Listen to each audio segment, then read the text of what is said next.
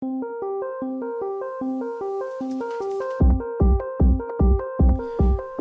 sometimes you might want to make sure that functions inside one file can't be used by functions in some other file. You want them to be hidden, and you can do that by declaring those functions using the static keyword. That ensures that functions remain private. That is, that they're only accessible within the file in which those functions have been written. You can see an example of this in 05_scope, the project from the source code archive. Here I've declared search string, that's the name of this function here, to be static, and that you'll find that in the file mystringutils.c. Now I've made this function static because I want it to be available only to the function named find substring. So that's my public function. That's the one that I want other files to be able to call. So find substring should actually in effect use the search string method as a sort of a utility function. It's not intended for public use by other code.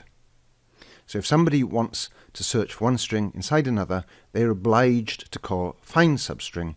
They can't call search string. Now what happens then when I try to build this? Build and run project. Oops, I've got an error. And it says down here, error, static declaration of search string follows non-static declaration. Static declaration here, where's my non-static declaration? Well, I've got it in mystring.h. Previously, I'd made search string publicly available by declaring it here. Now that it's been declared static, I'm not allowed to do that, so I need to get rid of that. Let's try and build it again. And this time all is well and my program runs. So remember that a static function makes that function private. It turns out that the keyword static can be used with variables as well as with functions. And this is a little bit confusing, because a static function, as I've said, is private within the file in which it occurs, but a static variable is quite different. It's declared inside a function, and what it does is it makes that variable one that retains its value between function calls. Normally, when you call a function, a variable that's local to that function does something, some value might be set, and when the function exits, well, the value is lost. But when you declare it as static, the value is retained. So let's have a look at this. Here I've got a static int variable called x, and it's inside a function called addNumbers. And x is initially assigned the value 0. Then inside this function, some code increments the value of x by 1 each time the function is called. So I've also declared a non-static, a normal local variable y, and I've done exactly the same. I've set it to 0 and I've incremented it by 1 each time the function is called.